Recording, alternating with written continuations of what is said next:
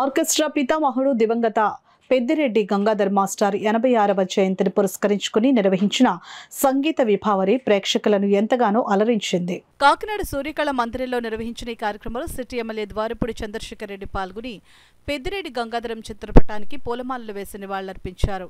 ఈ సందర్భంగా ఎమ్మెల్యే ద్వారంపూడి చంద్రశేఖర్ రెడ్డి మాట్లాడుతూ ఉమ్మడి ఆంధ్రప్రదేశ్లో పెద్దిరెడ్డి గంగాధరం మాస్టారు తొలిసారిగా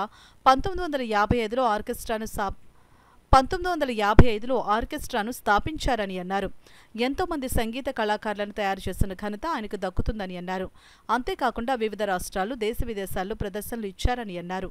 సంగీత విభావరిలో చెన్నైకు చెందిన ప్రముఖ ప్లేబ్యాక్ సింగర్ రాము, హైదరాబాద్కు చెందిన ప్లేబ్యాక్ సింగర్ శ్రీలలిత, బాబీ తదితరులు అలనాటి మేటి పాటలను ఆలపించి ప్రేక్షకులను మైమరిపించారు.